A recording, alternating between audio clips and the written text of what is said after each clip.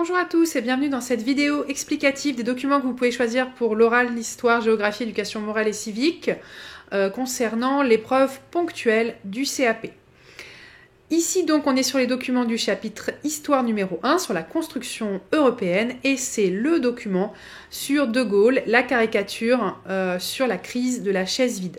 Je rappelle que ces vidéos ne sont pas des corrections 100%, ce sont juste des guides, des choses qui vous permettent de savoir ce qu'il faut dire en général, mais vous devez bien sûr vous aider des onglets que je vous ai mis ici sur le Padlet pour approfondir, rajouter des choses, des connaissances de cours, des connaissances personnelles et vous serez donc après très à l'aise pour les questions aussi. Pensez bien qu'il n'y a pas que 5 minutes d'explication, il y aura aussi les questions. Pour bien comprendre cette vidéo, vous devez d'abord avoir vu les vidéos qui expliquent comment se passe l'examen et comment ficher les documents. Alors, une fois que vous avez choisi ce document-là, c'est parti, nous prenons notre fiche, nous la remplissons pour pouvoir apprendre par cœur ce que nous devons dire, mais cette fiche, vous ne l'avez pas avec vous le jour de l'oral, vous devez bien sûr tout avoir en tête par cœur. Alors, qui, quoi, où, quand? Eh bien, qui, c'est Genzen, le dessinateur, le caricaturiste. C'est Hans Genzen, vous devez dire qui il est, de quelle nationalité, donc vous devez faire des recherches sur cette personne. C'est une caricature. Donc une caricature, vous devez définir ce que c'est. C'est un dessin qui va grossir les traits, qui va grossir une situation pour nous faire réfléchir, pour nous faire rire. Vous devez donner donc le titre de cette caricature, donc qui s'appelle « Il manque une roue », « Missing a wheel ». Il manque une roue. Ça a été publié en 1965, on a la date ici, voilà. 1965, cette caricature de Genzen. La problématique ensuite.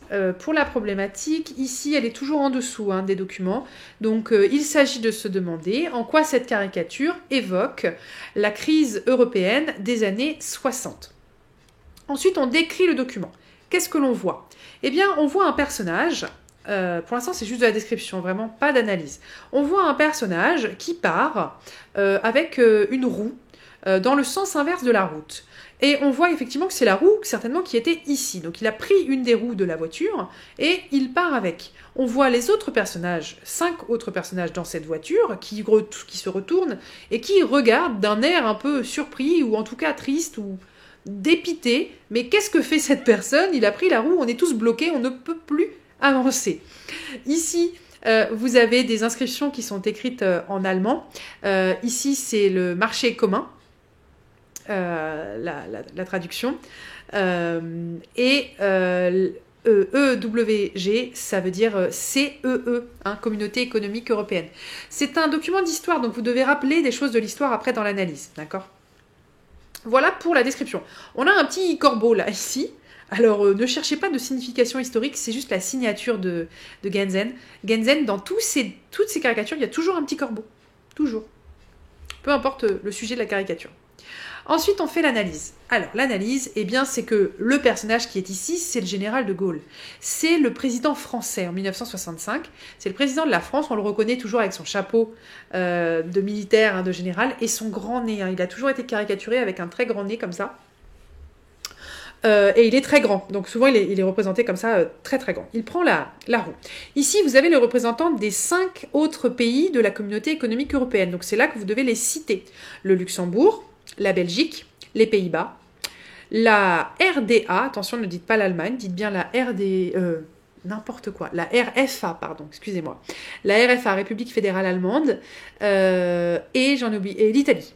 Voilà, j'ai oublié donc l'Italie. Et ils représentent chacun leur pays. Ils sont bloqués. Ils sont bloqués parce que le général de Gaulle a pris la roue et il est parti dans l'autre sens. Alors, que veut dire cette caricature?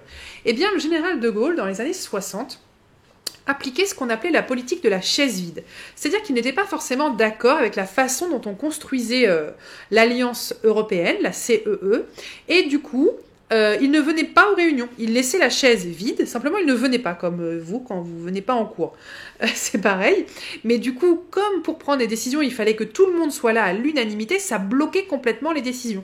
Et c'est ce que veut montrer Genzen ici dans la caricature. Que quand il prend une roue, eh bien, en fait, il bloque tout le monde. C'est une personne qui bloque les 5 autres et qui bloque l'avancée de l'alliance économique européenne, parce qu'en fait le général de Gaulle il était plutôt souverainiste, c'est-à-dire qu'il était d'accord pour faire une Union européenne, mais il voulait pas que Bruxelles vienne lui dire ce qu'il avait à faire dans son pays. Donc il voulait garder la souveraineté, le pouvoir dans son pays. Lui il voulait bien qu'on fasse une Union européenne, mais avec une alliance de tous les pays, mais pas quelque chose qui soit au-dessus de lui, qui soit l'Europe et qui lui donne des ordres. Hein, et c'est là que vous montrez que vous connaissez le chapitre et qu'il y a deux grands types de façons de concevoir l'Europe, les souverainistes et ce qu'on appelait les souverainistes, une Europe comme une fédération, et l'Europe supranationale, c'est-à-dire qui serait au-dessus des nations. Voilà. Donc revoyez bien le cours sur le chapitre H1 sur l'Union européenne. Donc voilà pour l'analyse. Bien sûr, vous allez vous compléter tout ce que je viens de dire avec ce qu'il y a dans le Padlet. Hein, là, ça suffit pas. Vous rajoutez tout ce qu'il y a dans le Padlet. Ensuite, on parle d'esprit critique. Eh bien, ce document, il n'est pas neutre, bien sûr. C'est un document qui vient d'Allemagne et que donc on voit le général de Gaulle comme un enfant gâté, le méchant qui s'en va, qui gâche tout. Hein, c'est lui qui gâche la construction européenne. Bien sûr que si on avait eu un document français ou un document qui venait du parti du général de Gaulle, on n'aurait pas du tout ce type d'image. Hein, donc dites bien que ce n'est pas neutre. Ce document, bien sûr. Ensuite, esprit critique, c'est bon, ça suffit. Puis vous faites une conclusion.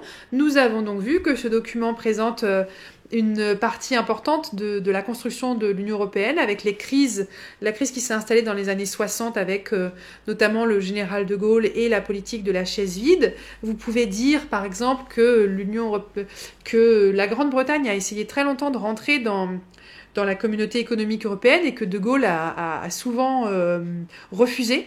Il pensait que l'Angleterre serait le cheval de Troie des Américains, qu'ils allaient espionner pour le compte des Américains. Il ne voulait pas d'eux dans la construction économique européenne. Il a fallu attendre que le général de Gaulle ne soit plus président français, puisque la Grande-Bretagne est rentrée dans l'Union européenne seulement en 1973. Et puis aujourd'hui, ils en sont partis en 2020. Voilà, vous pouvez dire ça. Vous faites un lien avec le chapitre soit d'histoire sur la 5e République, mais sinon, vous pouvez faire un lien avec le chapitre sur la citoyenneté, hein, EMC1, sur la citoyenneté, dire qu'aujourd'hui, nous sommes tous des citoyens de notre pays, mais aussi des citoyens européens, que nous votons pour les élections du Parlement européen, que nous avons un hymne européen, une monnaie commune, et que cette construction, finalement, elle s'est faite après le général de Gaulle, et qu'aujourd'hui, on est dans une Europe qui mélange un petit peu les deux idées, la supranationalité et l'Europe fédérale, une espèce d'Europe fédérale. Voilà ce que vous avez sur ce document. Je vous souhaite une bonne préparation de votre examen. N'oubliez pas de bien regarder le Padlet, de bien rajouter des connaissances de cours, de bien tout apprendre par cœur, puisque vous n'aurez pas avec vous votre fiche le jour de l'examen, vous n'aurez que ce document. Bon courage, ciao!